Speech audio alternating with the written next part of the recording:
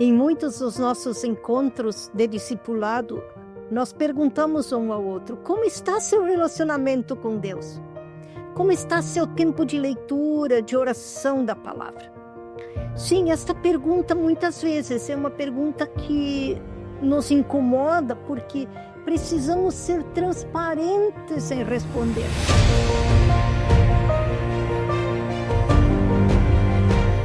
E que luta, que desafio é mantermos constância, ritmo, profundidade, alegria nesse tempo de ouvir a Deus diariamente em nosso tempo devocional.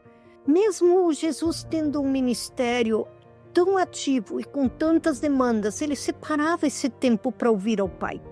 É dali que ele, ouvindo ao Pai, tinha o que falar aos discípulos. Ele diz em João 15, vocês são meus amigos porque tenho falado a vocês o que ouvi do meu Pai. Então Jesus não só veio por vontade própria, ele veio porque o Pai o enviou em obediência ao Pai. Assim também ele fala o que ele ouve do Pai.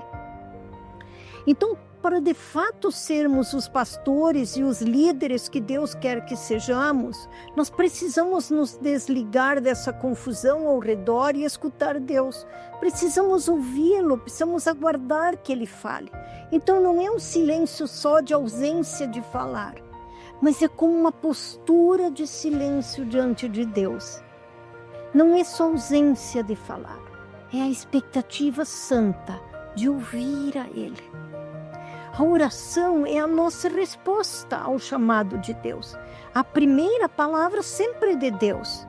A nós cabe a segunda, a oração.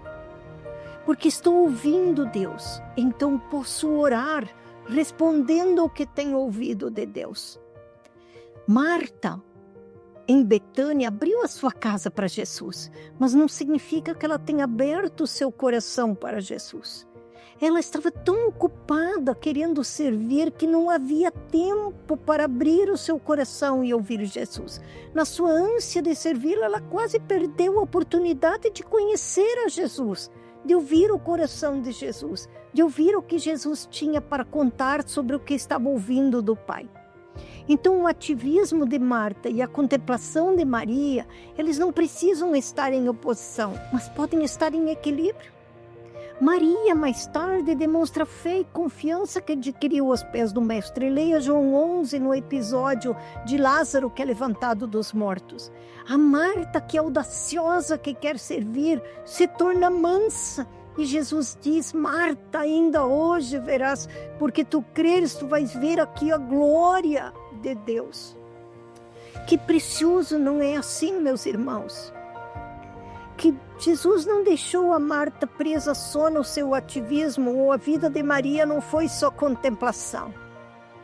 Mas como um encontro com Jesus, a presença de Jesus transforma as nossas vidas. É impossível estar na presença de Jesus sem sermos transformados. E em Mateus 11, 28, Jesus diz, venham a mim. É o convite de Jesus. Você que está cansado, que está sobrecarregado, que está enfastiado, que está com tantas demandas e tantas demandas. Vem aprender a ter descanso verdadeiro. Vem caminhar comigo, vem trabalhar comigo, diz Jesus. Vem observar como eu faço, vem aprender de mim. Vem se manter ao meu lado na medida em que o Espírito Santo age e trabalha na vida das pessoas, levando elas ao arrependimento, ao encorajamento. Parece algo tão distante quando vimos que Jesus não tem nada que seja muito pesado ou complicado demais para nós, mas que Ele quer que, como seus discípulos, vivamos a liberdade, vivamos em leveza, andamos no ritmo da graça. Isso só é possível porque o nosso ministério flui desta intimidade com Deus, deste ir a Ele, deste equilíbrio entre ação e contemplação, onde Marta e Maria não são pontas opostas, mas são a transformação viva que vemos em João 11. Somente indo a Jesus, podemos ir às pessoas para falar o que temos ouvido de Jesus. Somente indo a Jesus, podemos andar no ritmo sobrenatural do Espírito e nos juntar no que Jesus está fazendo na vida das pessoas. É importante, sim, devemos fazer um bom planejamento, devemos organizar nossa vida e ministério. Mas planejar sem ouvir a Deus é construir sem fundamentos, porque primeiro ouvimos, depois servimos. Ouvir a Deus e planejamento devem andar juntos. Ouvir a Deus deve nos deixar que Deus mesmo revele como Ele quer que flua de nossa vida, para a vida da igreja, das pessoas que lideramos, das pessoas que discipulamos, o que temos ouvido dEle. De nós mesmos não temos nada para dar. Jesus diz a Pedro: se tu me ama, apacenta as minhas ovelhas.